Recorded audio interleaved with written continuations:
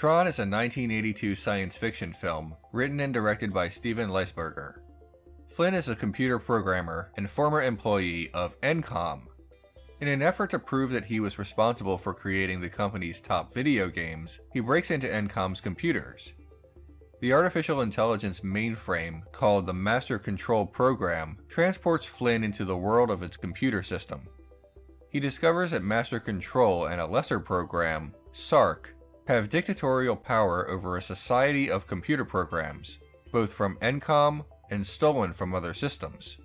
In the real world, Master Control wants to move past controlling the Encom Corporation and instead control the United States and Russian governments. The computer program beings call Flynn a user, what we would call a god. He and his compatriots escape from Sark and journey through the computer world to stop Master Control. The antagonist is defeated, the computer world is saved, and Flynn uncovers the evidence that proves he was the programmer of Encom's popular video games.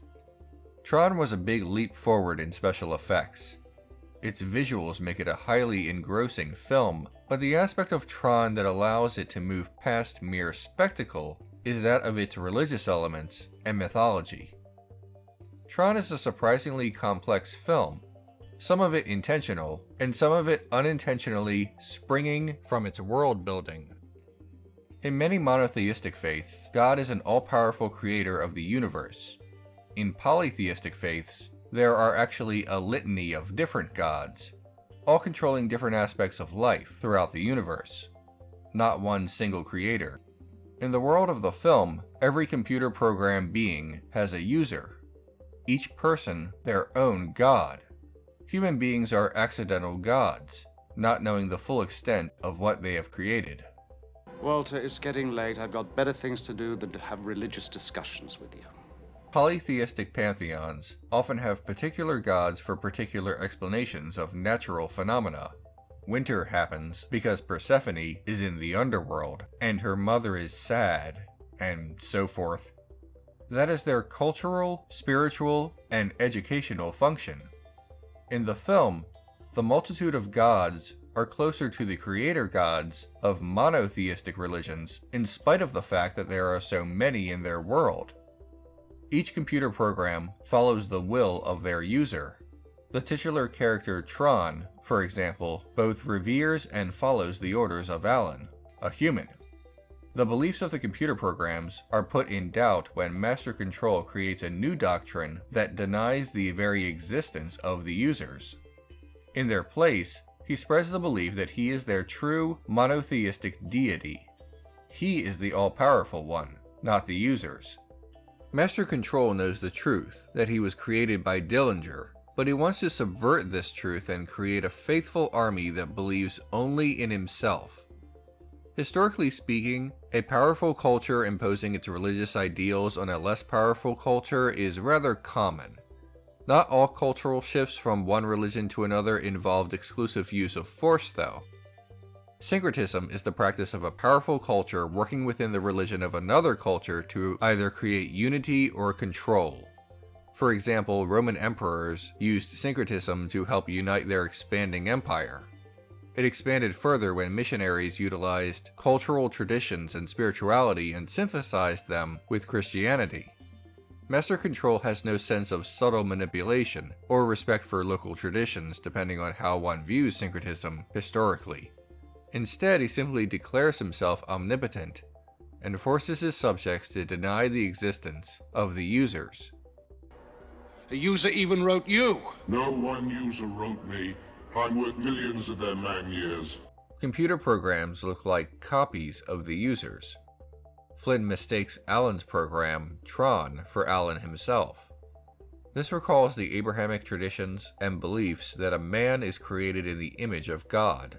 In this respect, if programs each have an individual god, a user, then it stands to reason that they too would be made in the user's image.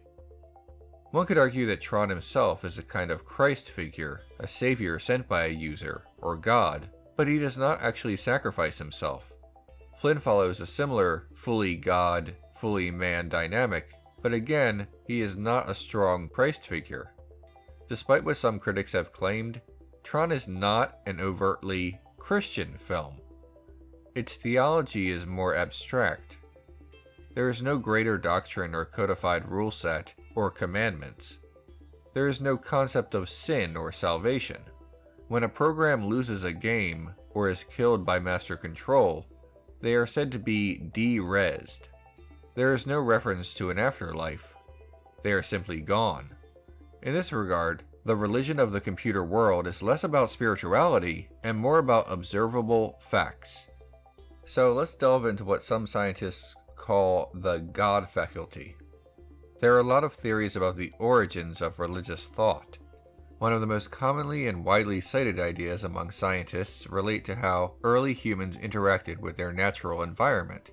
Humans who survived to procreate were those who had developed what evolutionary scientists call a hypersensitivity agency detecting device, or HAD. Basically, HAD is the mechanism that lets humans perceive that many things have agency, meaning a thing's ability to act on its own. Understanding agency allows humans to avoid danger. Early humans could hear grass rustling and assume a predator was nearby, for example. While useful, what scientists call HAD also may have created religious thought, attributing agency to something that does not possess it. Raindrops fall and therefore move, but do not think or have agency. Early humans attributed agency, and therefore power to think, to the natural world. You believe in the users? Yeah, sure. If I don't have a user, then who wrote me? Many cognitive scientists believe that the tendency to explain the natural world as a living being, gods, ancestral spirits, and the like, formed the basis for religious beliefs. Scientists refer to HAD, as well as the theory of mind, as the God faculty. It is significantly more complicated than that because evolutionary biology spans a very, very long time and is far more complex, but that is the foundation of it. In Tron, we actually see living beings, computer programs in this case, see their version of the natural world as it is, rather than a magical construct. They have gods, in a sense, but these gods exist. They are able to prove this. It's not a spiritual belief. They adhere to their users' wishes in a manner that could be considered religious, of course, but this adherence is not based on faith, but instead what we are all looking for: evidence. Thanks for watching the latest episode of Renegade Cut, everyone. If you want to support the show, you can click the orange link to my Patreon. That's how all of this happens. If you want to subscribe and never miss an episode, click on the red link. If you want to watch more, there are some recommended videos below. I'll see you next week for another episode.